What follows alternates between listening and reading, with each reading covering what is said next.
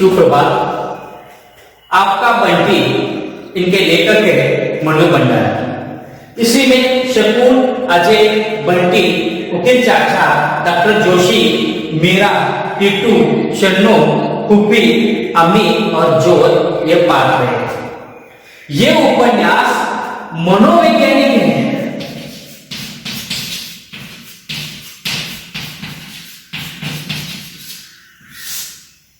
आपका बंटी यह मनोवैज्ञानिक उपन्यास है। इस उपन्यास में एक मानसिक बीमार किस तरह से होती है और बच्चों के ऊपर किस तरह से परिणाम होता है, इसका यथार्थवाद यहां पर मनु भंडारी ने प्रस्तुत किया है। आपका बंटी में शुरुआत में बता दी गई है। एक दिन बंटी अपने घर में पुराना खिलौना लेता है और पुराना खिलौना बंदूक रहता है और बंदूक लेकर अपने दोस्तों के पास पहुंच जाता है। उनके दोस्त का टीटू और शन्नो था। टीटू और शन्नो दोनों कैरम बोर्ड खेल रहे थे। तो वहां पर बंटी पहुंच जाता है। बंटी अपनी बंदूक लेकर टीटू के यहां पर कनपटी को लगाता है।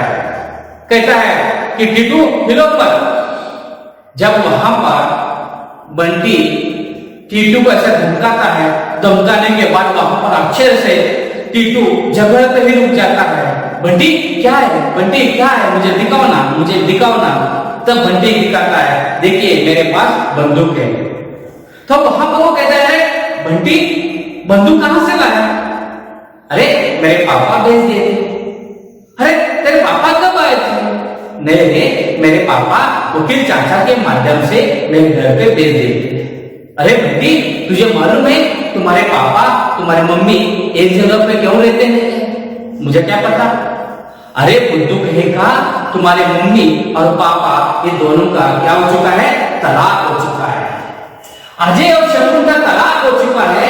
ये बात बंटी के दोस्त टीटू और शन्नो ने बंटी को बताता है। बंटी का उम्र कितना है? 6-7 साल का लड़का है। जब 6-7 साल का लड़का को समाज का कुछ मालूम ही नहीं है, तब वो दूसरों के माध्यम से समझ पाता है कि तुम्हारा मम्मी और पापा का क्या हो चुका है? तलाक हो चुका है। जब 6-7 साल का लड़का बंटी को ही मालूम नहीं है तलाक लेने क्या है, और बंटी भी अपने दोस्त से पूछता है, अरे तलाक लेने क्या है? अरे तलाक लेने तुम्हारी मम्मी और पापा दोनों एक जगह पे रह सकते नहीं है, उसे कहते हैं तलाक। जब बंटी गुस्से में अपनी जो बंदूक में गोलियां थी और वो हवा में चला देता है और घर आने के बाद वो शाम से वहां पर घर में रहता है। आश्चर्य हो जाता है कि ये सवाल किसे पूछूं, मम्मी से कब पूछूं? और एक बात कहता है, एक मन कहता है पूछना चाहिए और दूसरा मन कहता है कि पूछना नहीं चाहिए। और वो ठान लेता है कुछ भी हो, मम्मी और पापा को दोनों को एक जगह करने का है, ये ठान लेता है। मगर एक दिन उनके घर में, बंटी के घर में वकील चाचा आता है। जब जब वकील चाचा आता है तब तब हमारे पिताजी को, यानी पिताजी के बारे में, अजय के बारे में कुछ ना कुछ संदेश लेके आता है। बंटी शनिचर का दिन था, बाहर खेल रहा था, तब अचानक वकील चाचा आता है। चाचा चाचा कहकर वहां पर बंटी वकील चाचा के पास पहुंच जाता है। अरे मम्मी क्या कर रही है? आज शनिचर का दिन था, उसी कारण से मम्मी थोड़ी आराम कर रही है। तब वहां पर वकील चाचा घर में आने के बाद मम्मी अपने कपड़े संभाल लेती है और संभाल लेने के बाद वहां पर दोनों से बातचीत होता है, वकील चाचा का और यहाँ पर शकुन का। जब ये दोनों का बातचीत होता है तब बंटी सुनता है। बंटी सुनता है कहकर दोनों अजय के बारे में यहाँ पर बातचीत करते हैं। तब वहां पर वो कहते हैं शाम के समय में बातचीत करेंगे। शकुन कहती है चाचा आप थोड़ा सा आराम कर लीजिए। वकील चाचा तब थोड़ा आराम कर लेता है और शाम के समय में शकुन, वकील चाचा दोनों वहां पर लॉन में बैठकर बातचीत करते हैं।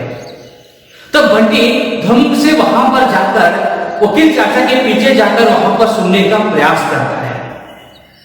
तब वहां पर वकील चाचा कहता है कि अजय मीरा के संबंध में आ चुका है, अजय मीरा के संबंध में आ चुका है, अजय तलाक लेना चाहता है और अजय नई जिंदगी शुरुआत करने के लिए प्रयास कर रहा है मीरा के साथ।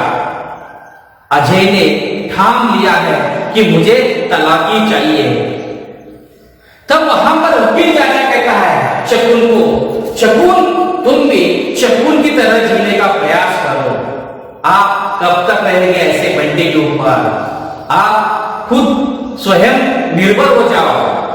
तो वहां पर शकुन को कहता है वकील चाचा कि शकुन तुम शकुन की तरफ जीने का प्रयास करो। सीधा सीधा वकील चाचा का कहना था कि शकुन तुम डॉक्टर जोशी के साथ शादी कर लो, क्योंकि वकील चाचा का तीर चलाना ऐसा था कि जब जब बंटी बीमार गिरता था तब बंटी के बहाने डॉक्टर जोशी के पास पहुंचती थी। डॉक्टर जोशी ये दिल्ली के प्रसिद्ध डॉक्टर हैं। कई दिन पहले उनकी पत्नी गुजर गई थी और उन्हें 2 बच्चे थे, एक अमी और दूसरा जोत।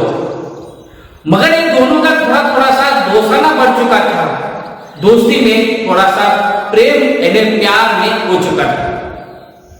मगर यहां पर वकील चाचा को पता चला था और वकील चाचा पता चलने के कारण से वकील चाचा कहता है कि आप भी एक नई जिंदगी शुरुआत करो।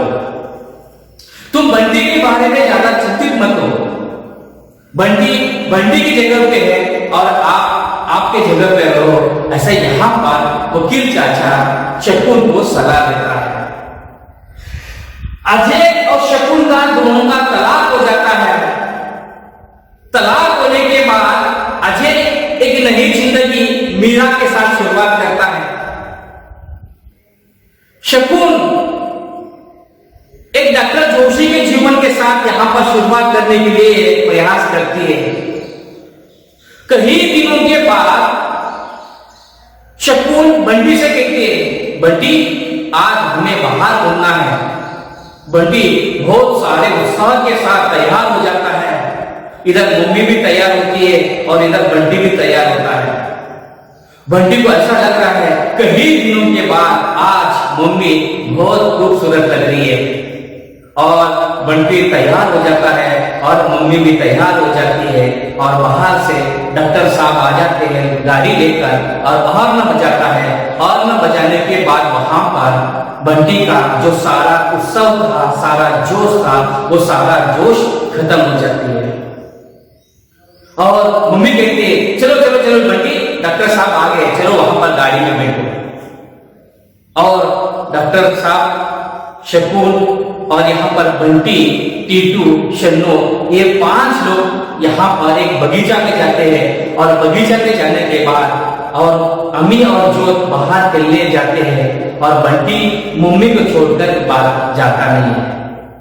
तब वहां पर शकुन कहती है बंटी तू यहाँ पर क्यों बैठा है, जा वो देखो टीटू और शन्नो और अम्मी और जोत कैसे खेल रहे हैं, उसी तरह से तुम भी खेलो, जाओ। ऐसे यहाँ पर मम्मी बंटी को जबरदस्ती के साथ बाहर ले जाती है। बंटी दूर दूर से मम्मी को देखता है और वहां पर डॉक्टर जोशी शकुन को बगल में लेता है और बगल में लेकर वहां पर शकुन को कहता है वाह बहुत हैंडसम है आप। ऐसे कहने के बाद वहां पर मम्मी का चेहरा हंसना आता है, नहीं शकुन हंसती है। शकुन हंसने के कारण से यहां पर बंटी को बहुत गुस्सा आ जाता है। मगर यहां से बंटी को थोड़ा सा यहां पर एक मानसिक बीमार शुरू होती है कि मेरी मम्मी डॉक्टर जोशी के नजदीक क्यों है और जो कुछ भी घर में होता था पहले मेरे लिए था, मगर आज जो कुछ भी हो रहा है ये डॉक्टर जोशी के लिए हो रहा है। ऐसी सारा मानसिकता यहां पर बंटी में दिमाग में था। सब गांव में चर्चा हो रहा है कि यहां पर कि डॉक्टर जोशी के संबंध में यहां पर शकुन है। शकुन एक कॉलेज की प्रिंसिपल थी और कॉलेज में भी चर्चा है कि शकुन और डॉक्टर जोशी का यहाँ पर एक संबंध है। ये सारा माहौल चल रहा था, इसी माहौल में और ये दोनों एक दिन शादी कर लेते हैं। शादी के लिए ना घोड़े बाजा है, ना आतिशबाजी है, ना ब्यान है, ना बाजा है, ना कुछ नहीं। शकुन का जो कुछ भी सामान था, ये सारा सामान डॉक्टर जोशी के घर पे शिफ्ट करने का था। और ये सारा जो कुछ भी सामान था, ये सारा सामान डॉक्टर जोशी के घर पे शिफ्ट किए। शिफ्ट करने के बाद शकुन बत्रा के माध्यम से, अभी शकुन बत्रा नहीं है, अभी शकुन जोशी बन चुकी है। एक खन्ना साहब आता है, शर्मा साहब आते हैं उनके घर पे, और शर्मा साहब आने के बाद वहां पर डॉक्टर जोशी पहचान करके देता है, ये मिसेस जोशी है, ये अजय है, और ये कौन है, बंटी है, ये अम्मी है, ये जोत है। ऐसा सारा पहचान डॉक्टर जोशी करके देता है। मगर बंटी के दिमाग में ये रहता है, मैं जोशी नहीं हूं, मैं कौन हूं, बंटी बत्रा हूं, मैं हरू बत्रा हूं। ऐसे बार बार बंटी को लग रहा था। मगर शादी होने के बाद बच्चों के लिए अलग कमरा रहता था और बड़ों के लिए अलग कमरा रहता था। मगर वहां पर बंटी अभी तक मम्मी को छोड़कर सोया नहीं है। न सोने कारण से बंटी को शायद डर मालूम हो रहा था, मम्मी को छोड़कर नहीं रहना चाहिए। मगर डॉक्टर साहब के यहाँ पर बच्चों के लिए अलग कमरा था, बड़ों के लिए अलग कमरा था। उसी कारण से वहां पर सारे बच्चे दूसरे कमरे में सोए थे और बंटी डर सा वहां पर सो जाता। और मम्मी यानी शकुन डॉक्टर जोशी एक कमरे में सो जाते। अचानक बंटी को 12 बजे नींद खुल जाती है और नींद खुलने के बाद वहां पर अंधेरे में था, मम्मी मम्मी मम्मी मम्मी कहकर वहां पर चिल्लाता है। चिल्लाते चिल्लाते चिल्लाते यहाँ पर डॉक्टर जोशी के दरवाजे तक आ जाता है और डॉक्टर जोशी का दरवाजा खुल जाता है। और खुलने के बाद जो बच्चा जो दृश्य देखना नहीं चाहिए था, वो दृश्य वहां पर बंटी देख लेता है। डॉक्टर जोशी और यहाँ पर शकुन का जो नंगापन का चेहरा यहाँ पर बंटी देख लेता है। जब ये चेहरा देखने के बाद बंटी की मानसिकता एक प्रकार का बीमार जैसी हो जाती है। बंटी किसी से ज्यादा बात करता नहीं है, कुछ करता नहीं है। मगर शकुन बार बार कहती है, ये डॉक्टर जोशी तुम्हारे पापा है। वो कहता है, ये मेरा पापा नहीं है, मेरा पापा कोलकाता में रहते हैं। ये डॉक्टर जोशी मेरा पापा नहीं है। मम्मी कहती है, टीटू और ये शन्नो ये तुम्हारे भाई है। नहीं, ये मेरे भाई नहीं है, ये मेरे पापा नहीं है। ऐसे यहां पर घर में हट करता है। वो कहता है, मुझे मेरे पापा के पास जाना है, मेरे पापा कोलकाता में है, मेरे पापा के पास जाना है। ऐसे हर दिन घर में यहां पर झगड़ा करता है। एक दिन शकुन ने अजय को बुलाते हैं और अजय को बुलाने के बाद वहां पर अजय आ जाता है और अजय के साथ यहाँ पर बंटी चला जाता है कोलकाता। ये सारा दृश्य यहाँ पर वो कहता है, बंटी कहता है, अभी एक बार मेरे पापा के पास जाने के बाद दोबारा मैं मम्मी के पास आता नहीं है। ये बंटी थाम लेता है और थामने के बाद यहाँ पर ये लोग इधर है और बंटी और अजय इन्हें दोनों कोलकाता चला जाते हैं। और कोलकाता चला जाने के बाद वहां पर अजय कहता है, ये तुम्हारी कौन है, मम्मी है, ये तुम्हारी मम्मी है। और ये कौन है, चीनू, ये तुम्हारा भाई है। यहां पर ऐसा यहाँ अजय कहता है, ये मीरा तुम्हारी मम्मी है, चीनू तुम्हारा भाई है। तब भी वहां पर बंटी कहता है, ये मेरा मम्मी नहीं है, ये मेरा भाई नहीं है। इसी में यहां पर बंटी का मानसिकता और थोड़ा सा बिगड़ जाता है। बिगड़ने के कारण बंटी एक प्रकार का एक मानसिक संतुलन बिगड़ता जाता है। बंटी किसी से बात करता नहीं है घर में, सिर्फ पापा से यानी अजय से ही बात करता है, अन्य लोगों से बात करता नहीं है। ऐसे एक मानसिकता में हो जाता है। और पापा को पता चला है कि बंटी घर में ऐसे रहे तो एक दिन पागल हो जाएगा। इसी कारण से वो कहता है, अजय कहता है अभी बंटी को क्या करना चाहिए, हॉस्टल भेजना चाहिए कहकर, और बंटी को हॉस्टल भेजने के लिए तैयारी करता है। बंटी का जो संदूक था और संदूक लेकर बंटी को हॉस्टल भेजने के लिए यहां पर निकलते पेटी लेकर।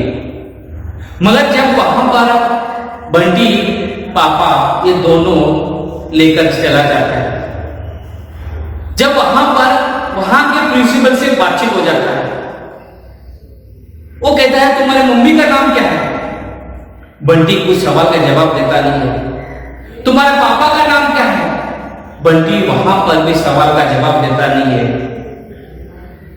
टेल मी अरूप, ऐसे पापा बताते हैं, बंटी बताओ तुम्हारा नाम क्या है, तुम्हारे पापा का नाम क्या है, तुम्हारे मम्मी का नाम क्या है। मगर वो बंटी वहां पर बता सकता नहीं है, क्योंकि बंटी के दिमाग में एक प्रकार का मानसिक बीमार होने के कारण से वो बीमार हो चुका था। थोड़ी बाहर आने के बाद और थोड़ा आगे चला जाता है, और आगे चला जाने के बाद एक लाश जाते हरे राम हरे कृष्ण बोलकर, और बंटी वहां उतर कर वो लाश के सामने नाचता है बंटी, और पापा उसके पीछे भागते हैं, और बंटी और थोड़ा सा और आगे बढ़ जाता है। वो पागल हो जाता है, पूरे भागता रहता है, भागता रहता है, भागता रहता है बंटी। इस उपन्यास में एक दाम्पत्य जीवन के बारे में शकुन और अजय ये दोनों पति पत्नी है, और उनका जो बच्चा है वो बंटी है। जब पति पत्नी ठीक न होने कारण से जो बच्चों के ऊपर जो असर होता है, वो असर आज मनोवैज्ञानिक उपन्यास में यानी आपका बंटी में यहाँ पर बंटी की मानसिक बीमार के बारे में बता दी गई। ऐसे बीमार आज हमारे भारत देश में, आज हमारे विश्व में ऐसे गंभीर समस्या है जो माँ बाप ठीक न होने कारण से यहाँ पर बच्चों के ऊपर परिणाम हो रहा है, और परिणाम होने कारण से वो बच्चे विकलांगता बन जा रहे हैं, यानी एक मानसिक बीमार हो जा रहे हैं।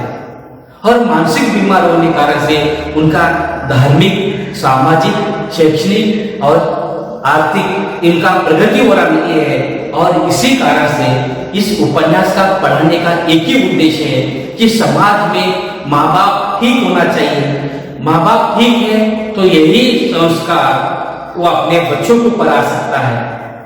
धन्यवाद।